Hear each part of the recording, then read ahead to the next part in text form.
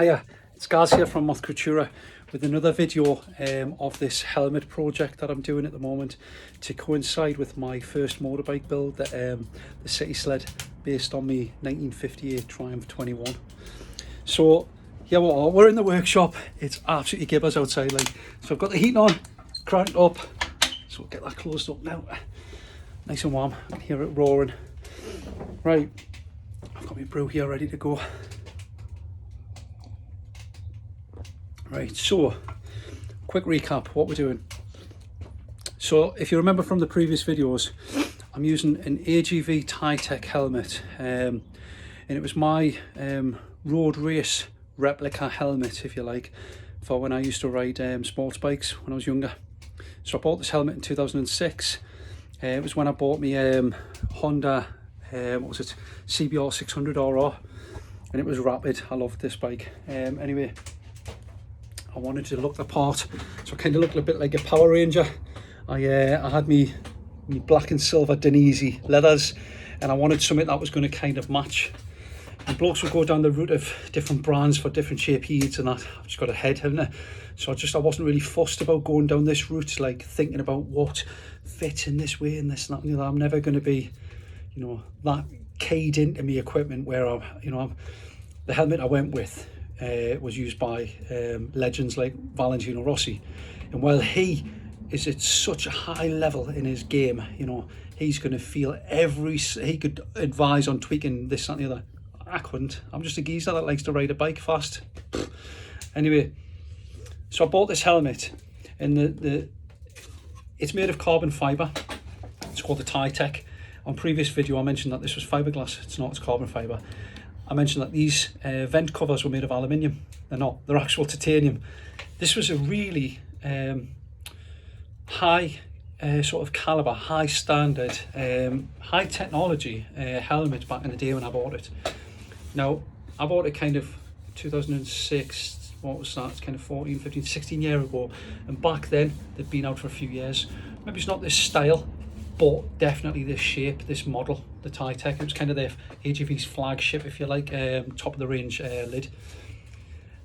Whilst Valentino Rossi would go for outrageous colours, right, and clearly you don't want to be that bloke or that kid at school who's crap at football, but your mum bought you them gold football boots in the sale, so that's what you wear. So that's what I have like haunting memories of when I was a kid. I had two left feet, but I had like the best football boots from the previous season.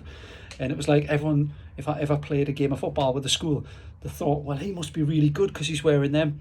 And then you just look like an idiot. You spend most of the time on the subs bench or something, you know. And so that was me. And it wasn't through any fault of me own. It was just because my mum bought us the boots she could afford, like in the sales. So much like this, whilst Valentino Rossi would go for outrageous paint jobs, but he had the sort of performance skills to match standing out in a crowd, I opted for a less outrageous themed paint job, and it was called the Sword. Still very out there. It's not a plain lid, clearly, but the sort of deciding factor for me buying this, because effectively it was a £500 lid back in the day, the deciding factor was it was in the sale. So it was top of the pops lid and that, you know, but I think I paid about 300 quid, which put it more in the sort of price range I was expecting to pay for something probably not as sort of desirable, maybe, you know, definitely not something that had been seen on the racetrack, but maybe something that was a bit more road focused. So I went for this anyway. So I decided, because you get nothing for them second hand, right, I didn't really want to sell it. It's a good lid, really good lid, and it's comfortable. I've worn it for a lot of years, so it's comfortable. But the style of bikes that I ride now, or would like to ride in the future, they're not track focused, they're not race reps, they're not none of this. They're very original, or even more laid back cruisery styles, you know. The days of me being on like sort of sports 600s and stuff are long gone, you know. I'm 6'2", I've got a lot of rust on me knees, me hinges, and after a short while I know I need to come off and stretch my legs and stuff. It's just uncomfortable. So I figured I want to spend my time riding, not sitting down complaining about riding. So with my helmet, I figured, well, it's not really in keeping with the style of bike I want to be racing or riding, so I'm going to change it up. If it goes wrong, I've got to buy a different helmet anyway, so I figured I'll try this first anyway. Now, as you'll see, that's that bit there should sit level, if you imagine, parallel to the floor, right? So that's the shape of the helmet as we look there. So you see it's got a drop jawline, right? Whereas a true retro lid will have a flat one, right? Which means it sits flat on your head, and it'll have quite a big aperture, yeah, to put goggles in, right? Now, I wanted to recreate something inspired by a retro lid with an open face. So what I went ahead and done was, where the visor would sit there, and then it would have the hinge here, if you like, that would all be visor. I took the visor off, took away its quick release access points, which were like screwed into the helmet, and I took away them plates, and using the bolts, the manufacturer's bolts that screwed that hinge into place, I cut out that shape of the sort of area out of metal mesh, and then screwed that back into place. And the reason I did that was because I knew I was going to fill this with fiberglass matting and fiberglass resin, and I wanted to give the fiberglass resin something else to adhere to, not just the surface of the sort of helmet, you know, in there. So putting that mesh in place, give it a lot more surface area to grip onto, give it a really strong kind of, so that, you know what I mean, it was behind the mesh and everything, you know. Obviously the mesh was held in place with a screw, so it's like a mechanical hold into there as well. And then if you remember, going around the carbon fibre shell, I put slits in there, so when I did get level with it, the resin would fill them sort of channels. And instead of just being a plug there, it actually spreads it out into it, so it becomes part of the helmet. Once that was in place, sanded it back, smoothed it. You'll see where I've got like exposed paintwork there now, where the paintwork's come off. You see the carbon fibre sort of outer shells. And then what I had to do was, I had to, this channel, right, that's already there from the manufacturer, where you've got your thin lip there, which is where your seal, like your helmet edging clips onto. I had to kind of follow that round here, but then also the channel, that's a bit thicker there, I'm just feeling it, to bring that down a bit. The channel that's there from the manufacturer, I wanted to kind of carry that on with its radius edge, like kind of not sharp edge, but like a slightly rounded edge. So what I did was I drew it out with a pencil, how I kind of wanted it to look, right? Using things like this as kind of a reference point. So it needed to be halfway between there and halfway between there, and come down straight. That's where I wanted it. And then I wanted to put a nice curve on it, and then a nice curve here. Do you know what I mean? And then what I did was, once I'd shaped it with one side with me little Dremel multi-tool, got a piece of paper. Here's my template. Piece of paper. I took reference points. So say the inner edge of, the outer edge of that white tip, the outer edge of this white tip, stuck the paper on there, right? Like not folded it, rolled it round there, stuck it down at the back, and then around the edge here, I kind of went round it with my finger to put an indentation on the paper. And then, I don't know if you remember, like when you were a kid, if you ever did this, if you wanted to take an impression of something, like an old coin or a gravestone or something, you'd put your paper on it, and then the sort of edge of your pencil, you just kind of do that over it, and you'd get the raised surface from underneath pushing through there, and you'd get like a transfer of image on your paper. And it was a nice little thing to do in your sketchbook or something, if you're doing like I did art when I was at school, so if I was going out to do something for a project, I'd have my sketchbook with us and I'd take an impression, and that's kind of gathering your research to get your ideas flowing. So anyway, that's what I did. I went round with my pencil, used the lead of it to get the impression of the edge there, then cut it out with scissors. I put this piece of sellotape going across there to act as a brace to stop, obviously that edge isn't going to pull apart any further than it is, because it is what it is. This edge, as soon as I've cut out that much, it could pull away quite a bit and not give us a true representation. So I put the brace in there, right? And then I flipped it across to the other side, used the same reference points but on the other side, lay it down, and then used the inside edge of my template to go around with me, like my permanent marker, and just drew it on with me on the fiberglass. That gave me an idea of where I needed to cut. Now, it's not 100% accurate. Batteries just went dead there.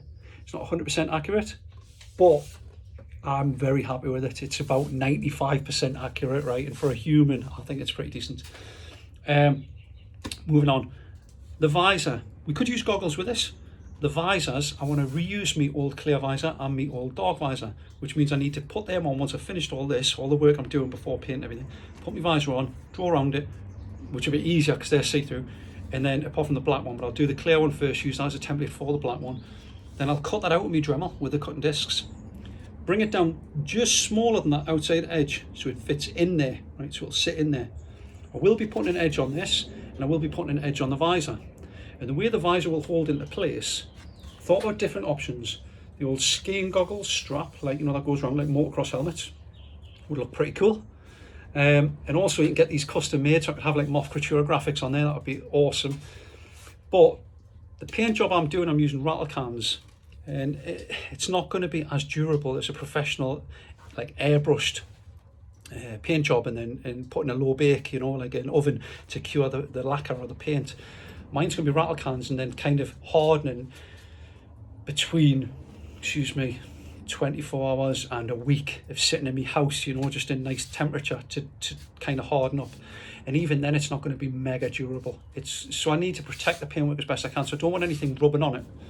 So what I've decided to do at the end of the visors, I'll be attaching pieces of leather that'll carry on this line here where it goes narrower, narrower, narrower, narrower, narrower. It's going to go narrower, narrower, narrower down to a small radius where there'll be a press stud which will secure to my helmet from this.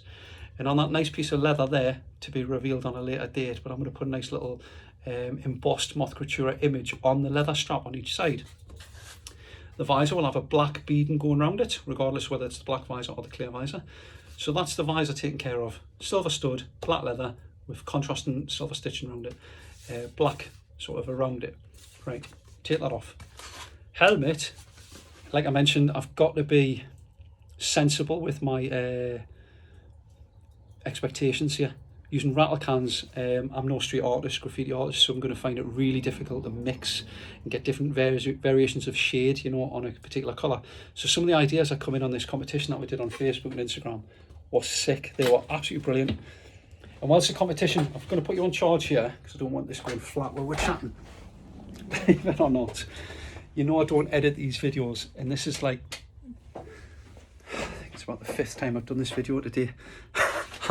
I'm bored, not of this or the subject, but I'm bored of repeating myself because clearly today's video was just going to be difficult. I keep getting disturbed off everyone. So anyway, we'll see if we can get it done. It should be done in about 5 minutes. Right, the trim that I'm going to put on here, right, I've probably forgot what I was talking about there. We'll come back to it somehow. But the trim that I'm going to use, right, is going to be chrome. Around the aperture and around the base of the helmet is going to be chrome. Flexy, like proper helmet trimming, but instead of going with black, I figured I'd go with chrome because it would match the studs that I'm using for both to keep them bits in place, right, the press studs. And it'll also match, whilst it's chrome and the titanium bits, strictly speaking, aren't chrome. Well, not even strictly speaking, they're just not chrome, but they are metal. And I like the different sort of effects of metal.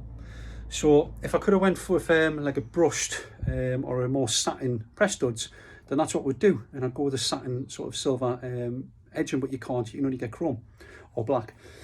So I figured we'll go with chrome. So to make our helmet paint job sort of in keeping with the style, there's a lot of styling cues going on here, right? We're using quite a swanky retro race helmet. I'm changing the shape of it completely. Not completely, it's not turning into a Pringle or a bloody Dorito, is it? But you know what I mean? I'm changing what it is, right? It's becoming an open or an open aperture helmet where you use goggles as opposed to a flip up visor one. So there's quite a few styling cues going on here. So I figured the paint job, I don't want to kind of overcook it and put something complicated in there that I would struggle to pull off, to be perfectly frank. So those that won the competitions on the social media, thank you so much for your ideas. They were sick, they were brilliant, but I just not confident in my own ability to pull them off and do them justice. So some of the ideas that come in were amazing, so thank you so much. Some of the ideas were less so. People putting in screenshots of helmets with dildos stuck on them. It's like, it's not nasty, but it's just not helpful. And it's like, well, that person probably submitted that. He's a mate, I'm not slating him. But the thing is, it's like, that's humour, and it's good humour for him. Just for anyone else looking at it, they just think, what's this guy on about? That bloke looks a bit daft. So what I am going to do is, right, I'm going to go with one of the ideas that went on there, and it's just gloss black. Keep it simple, stupid, gloss black. I think keeping it all gloss black, right, with them styling cues that were there from the factory, like the Titech vents, I think along with my own open aperture there, I think it'll look really cool. In addition to that, on the back end of it, see where that like sort of cross is there, I'm going to put a large skeletal image of our logo, white. And the reason why I'm doing that is I think it's got to have Moth Creaturae on there. And whilst the ones on the side of the visor will be very subtle, right, it needs to have something on there. It's not going to be bold, it's not going to be like sort of gaudy or nothing. It's going to be quite classy done. It's not going to be painted. I've got a transfer that I bought these waterproof stickers, really low profile, so you can't even feel the ridge on it when it's adhered to a surface. It's almost like a transfer. I bought them for my bumper on my van, so I could like sort of stick up on my back my van up with mothcreaturei.com and all this. And I had that one there, and I figured, you know, use it on your helmet after you've primed it, painted it, put that on there, then lacquer it, and it'll be lovely, and it'll be sealed, and it'll all be a nice finish. So that's what I'm doing. The final styling cue for this, right, is, and it'll be everyone's taste. You notice I wear hats a lot, right? I love wearing hats. I'm receding, right? I'm not bald yet, but I am receding, it's going. But I love wearing hats. And my favourite hats do have peaks on them. And so I figured I'm going to go with a peak, right? And it's a retro peak. Now, to fit these, I don't want it to be on permanent, albeit it will be on there all the time. But it needs to have the ability to come off, right? So we use press studs. This came with press studs. It's rattly now, but once it's in place, it's nice and taut, it's not rattly. So what I had to do was I had to buy the corresponding press studs. And they're called gypsy studs. That's it there. So you see it's got like a wider flange there that sits on the surface of your what you're going to adhere to. There's the raised profile, like sort of male aspect of the stud. And then the skinny bit coming down the middle is effectively the rivet. It's the stem. So the way that this works, I'm going to have to put you down here, so I'll take you off charge a second. Like 10%, this is where we'll run the risk of your conking out. So imagine my cutting disc there is the surface. I get me stud, obviously drill the hole in it where I want it, drop the stem through there, see that wider part spreads out and it sits on the surface that I want. You then get, where's it gone? Bring the one out.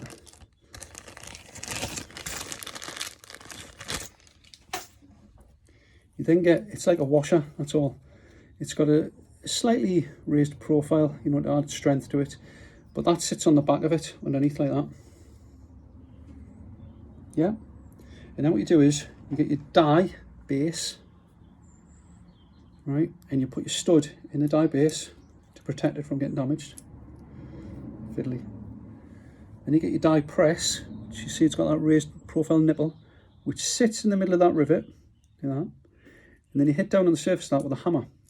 And it pushes down, it spreads out that rivet across the spready bit, and that becomes a mechanical join. Mechanical just means it's not glue, it's actually metal. Right? It's not going to come undone. That metal needs to break. So that'll be fixed in place. And that's how we're going to secure these press studs to the surface of my helmet.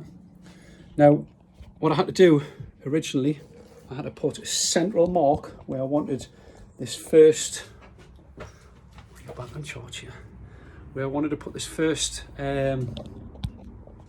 stud, the central stud. And how are we going to do this? This is crack as this. Bear with us 2 seconds. I'm going to prop you up there like that. I'm sitting my phone inside a roll of masking tape on top of my sander, my palm sander. So I can try and keep you still. Right. It's on a wonk. Right, that'll work, that'll work. Sit with your head like that. It didn't work. Failed at the first fell at the first hurdle. Right, we'll sit you on here.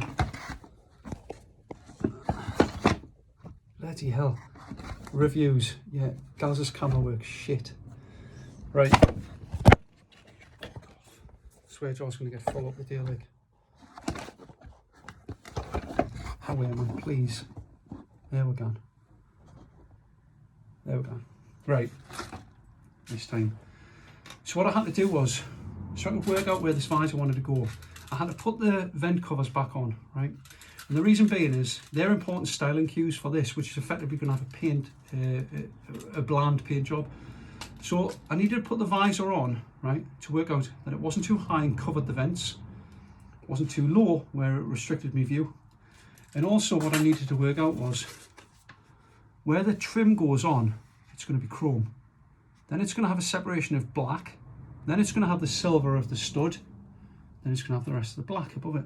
I didn't want the silver of the stud be right next to the chrome because that would look mental. It would look rubbish. And likewise, what I did was from the bottom of the vent, that distance from there to the edge of the helmet, I went halfway, moved it across, and that's where I decided to put my stud. How I got the centre was literally, I was really lucky on this one because of the graphics. Measured from the inside edge of that one, inside edge of that, went halfway. Inside edge of the white to the inside edge of the white, measured halfway, drew a line. To get where it was going, obviously I've already mentioned, and then I put that in place. I'll just keep that in there now so I don't lose it. But I also, once I'd done that, like measured the halfway, had to just visually put this in place to decide, right, happy with that, look from the underside, make sure it wasn't too close. Once I was happy, that's when I drilled my hole. It's 4mm I drilled.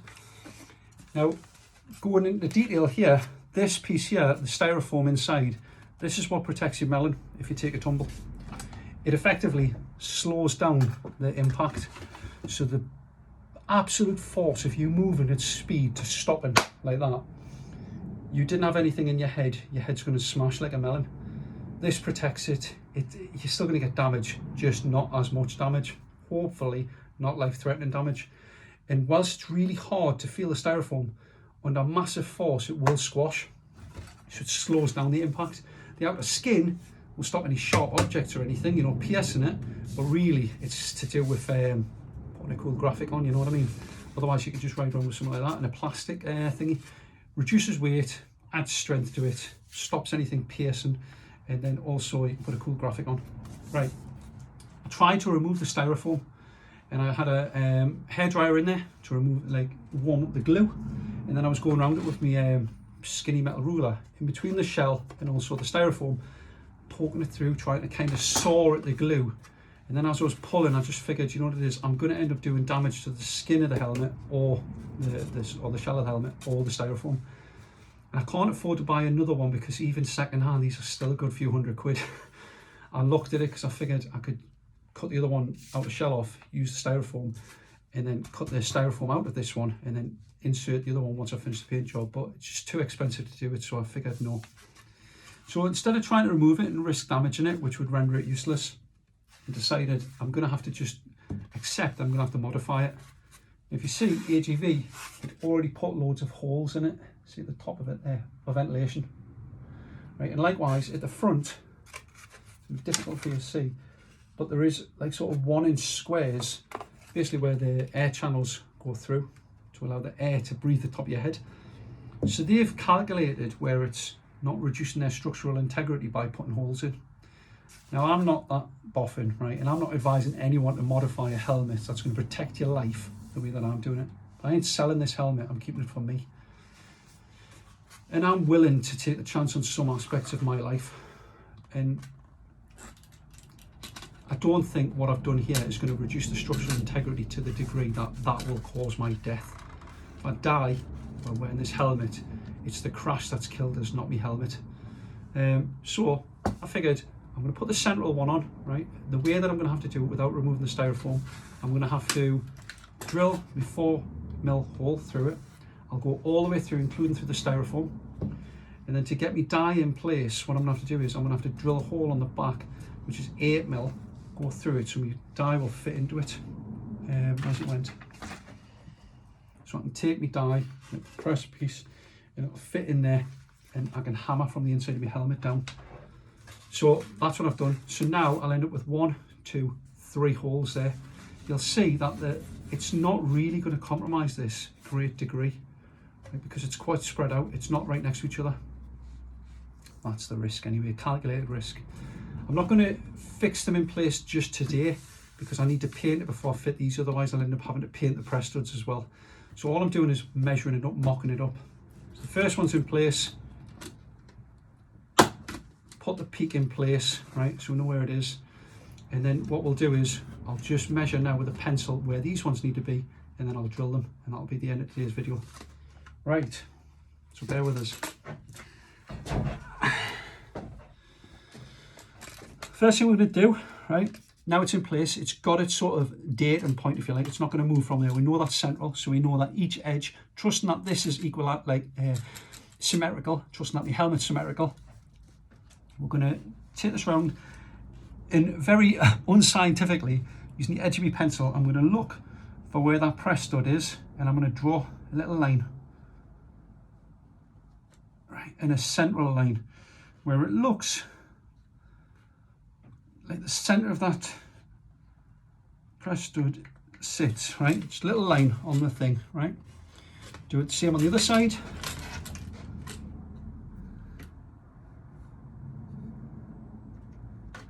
Cool. I'm going to take my ruler, steel rule, take this out again. Oh God, it's killing us, this, pushing it in out. So take the stud out again. I'm going to measure from the lip of the helmet here, not the bottom lip, not that one, but the top one there. Because that bottom one, that's hidden by a seal, so that mightn't have been correct. It might be a little bit off on one side, but the top one we know is correct. That's the visual bit that you would see, and the AGV wanted that to look good, especially if they're charging 500 quid for a lid. So we'll go from the edge of that one to the centre of my hole.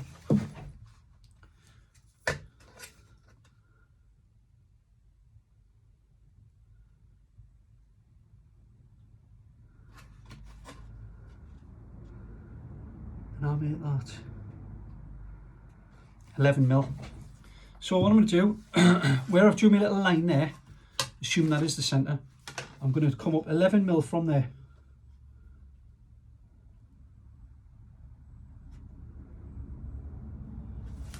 And on the other side.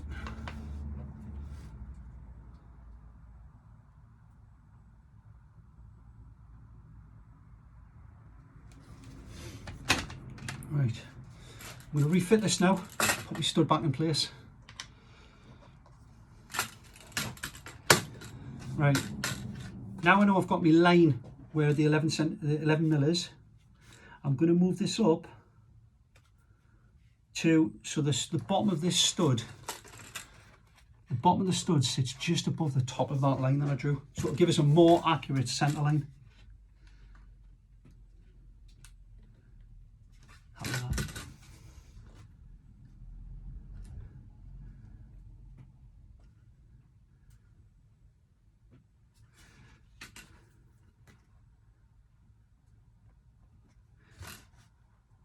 Happy with that. Right, now I'm content and I've got the centres there, right? So I'm going to get my 4 mil drill bit, and this is the bit that you're watching for, isn't it? 28 minutes you've invested in this, 29 minutes almost now. It's all to see if I screw it right up. Well, I hope I don't. 4 mil drill bit. Let me check that is the same size. Yep.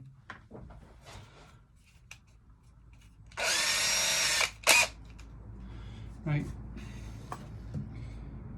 Cool. Now bear in mind, I'm drilling through the shell and through the styrofoam. It needs to be straight. You can't be on a wonk or a weird angle. It needs to be straight through.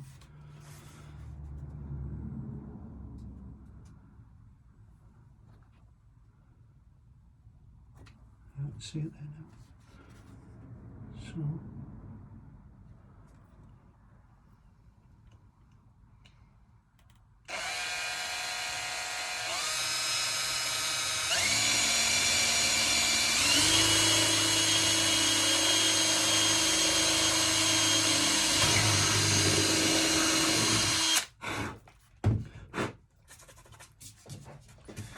There we go. Now what I'm going to do, just while we're on the camera here, I'm going to hold your stud in there.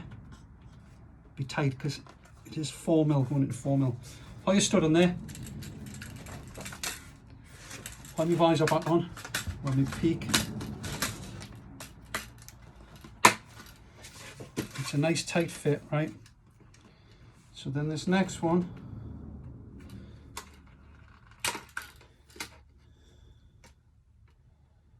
Coolio. Excellent, that'll be a lovely tight fit, that one.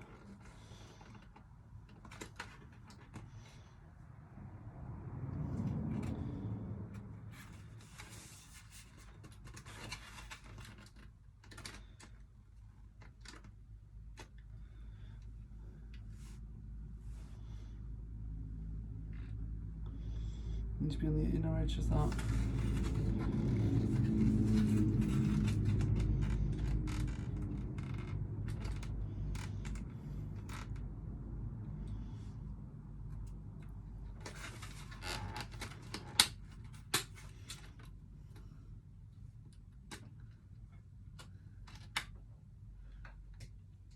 Cool. Inner edge of that. So again, making sure we go right straight through on a nice straight like angle. So kind of 90 degrees to the helmet skin.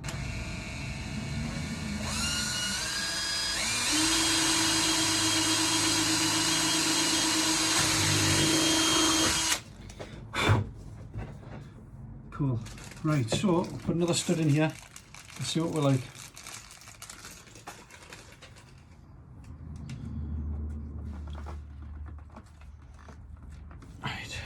Hard to push that one in.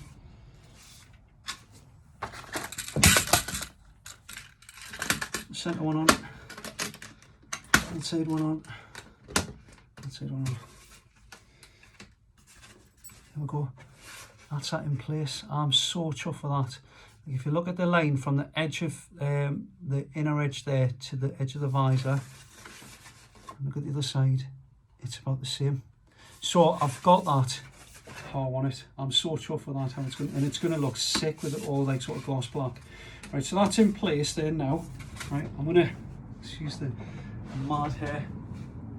Obviously it's not going to sit right because I ain't got the actual liner in here. I've only got the styrofoam in place. So if you bear with us, give you a quick visual of how it'll look. So sideways, and I think that's going to look shit hot. Some people would argue it would just look shit. That's two for the swear jar. But yeah, so the next thing I need to do, and just knowing this from experience, just from before when I did the central hole, right? I can't actually get me drill into the helmet like that. The drill's physically too big for the helmet. So what I have to do is, by hand, take my drill bit that I want, right? And then just by hand, because it's only foam, just twist it in my hand to kind of get that sort of 8mm hole in there. Now I've already got my 4mm hole as a guide, so that's what I'm going to do. I'm just going to line this up with the 4mm hole, and I'm going to go straight out to the stud. I've left the stud in place because it'll give me a visual to look at from this side. I don't want to just push it through. I need to twist it. It is a sharp drill bit, so it will work. But now I'm already into it, I'll remove this stud because I don't want to damage the back of it. God, it doesn't want to come out. That's a snug fit. I've got a little bit of an edge there now, so I'm going to hold my ruler underneath.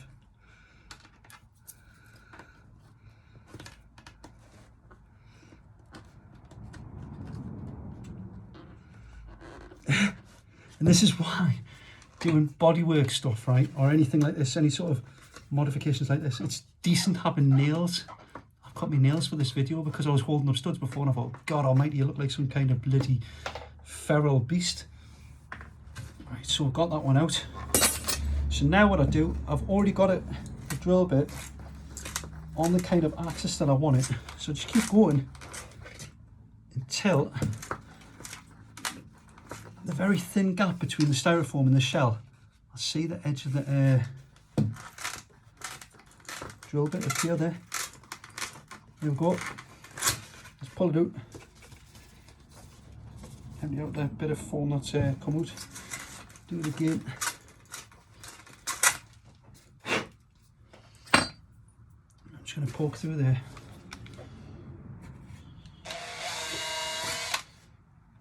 I'll go up, and then I can see all the way through it. Right. And what it means is, when I come to use the dies later on, that hole, I'll put the outside die on my stud there. On the inside, I can drop this die in there, so it'll meet the back of the rivet. Then use the hammer and kind of hammer it down. So I'll do this last one, and then we're done for today. So we're leaving that stud in place again. Just line up the drill bit.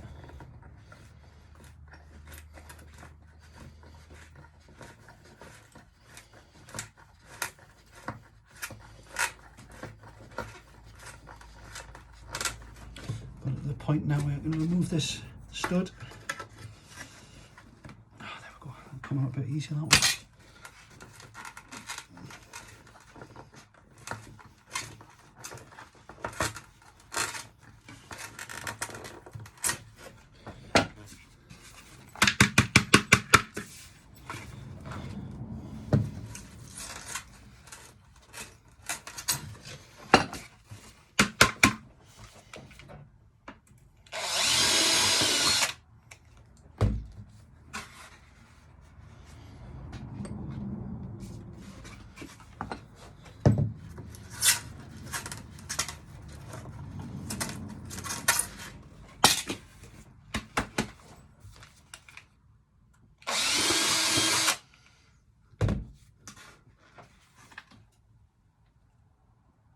There we go, see through it now.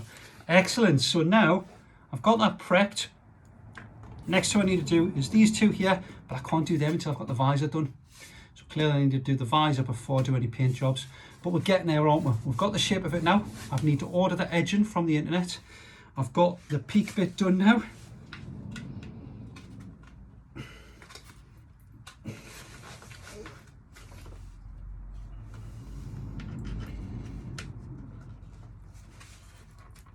Hurt my elbow today, like tennis elbow all day. I didn't even play tennis. So well, I'm happy with that, really happy. Next thing we'll be doing, right, I'll be getting the edge in for it, but I can't be fitting that. I'll test fit it maybe. Next thing we need to do is make the visors. So that'll be the next video, me cutting up my visors to fit into here. Right, so until then, thank you so much for bearing with us on this very it wasn't as long-winded as the other video, but it was a lot longer than I anticipated, 38 minutes. So thank you so much for bearing with us, watching me trash my helmet and void my life insurance policy. All right, take care. Until next time. Bye.